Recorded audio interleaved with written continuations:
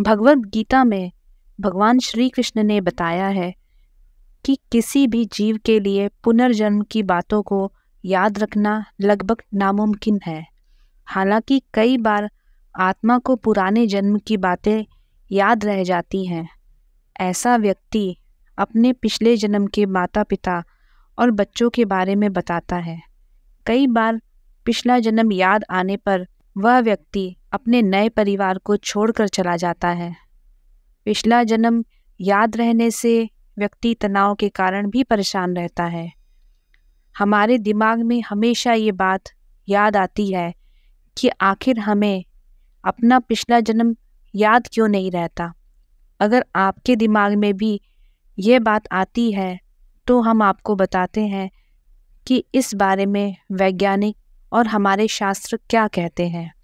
वैज्ञानिकों का मानना है कि पिछले जन्म की बातों को याद ना रख पाने के पीछे कारण एक केमिकल है जिसका नाम है ऑक्सीटोसिन। यह केमिकल गर्भधारण के दौरान ही माँ के गर्भ से निकल जाते हैं। अगर माँ के गर्भ में यह केमिकल रह जाता है तो उसे अपने पिछले जन्म का सब कुछ याद रहता है। अगर आपकी मौत पूर्व जन्म में कोई दुख का कारण की वजह से होती है तो उसके दिमाग में वह हमेशा रहता है, जिसके कारण लगातार पूर्व जन्म की बातें और अपनों का दुख घूमता रहेगा। पूर्व जन्म का ना रहे आज इस कारण हिंदू धर्म में कपाल क्रिया कराते हैं। शव को मुखाग्नि देने के करीब आधा घंटे बाद एक बांस में लोटा बांधकर शव के सिर पर घी डाला जाता है जिससे पूरा सिर जल जाए। माना जाता है कि अगर ऐसा नहीं हुआ तो अगले जन्म में पिछले जन्म का सब याद रहता है। अगर कोई अभी आपसे पूछ ले कि 10 दिन पहले आपने क्या कपड़े पहने थे, आपने क्या खाया था, तो शायद आप उसका जवाब ना दे पाए।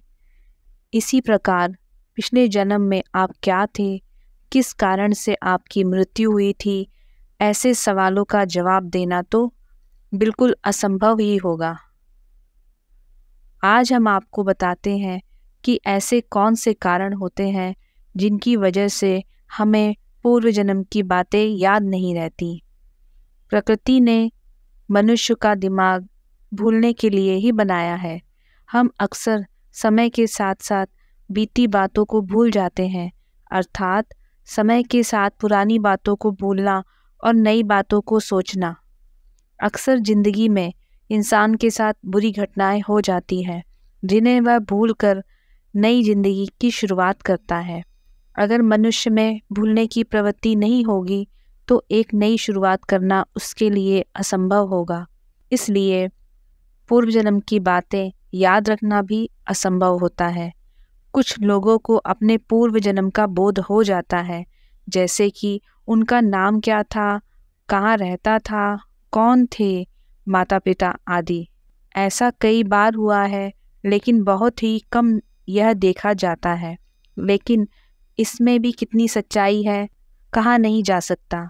अगर पिछले जन्म में हमारी मृत्यु किसी दुखद कारण की वजह से हुई है तो नए जन्म में उसको याद रखने से मनुष्य फिर दुखी हो जाएगा और लगातार उसके दिमाग में पूर्व जन्म की बातें और वह अपने करीबियों के बीच घूमता रह जाएगा।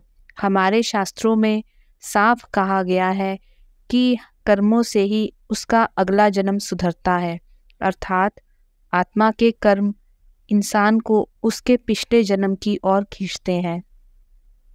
इसलिए अच्छा जीवन जीने वालों के लिए हमेशा यही बात कही जाती है कि जरूर इसने पिछले जन्म में कुछ अच्छे कर्म किए होंगे। एक तरफ जहाँ कुछ लोग पिछले जन्म को सच मानते हैं तो वहीं कुछ लोग इस बात को सीधे नकार देते हैं।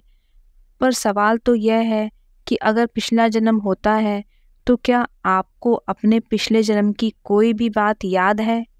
क्या आपको याद है कि पिछले जन्म में आपका नाम क्या था? पिछले जन्म में आप क्या करते थे?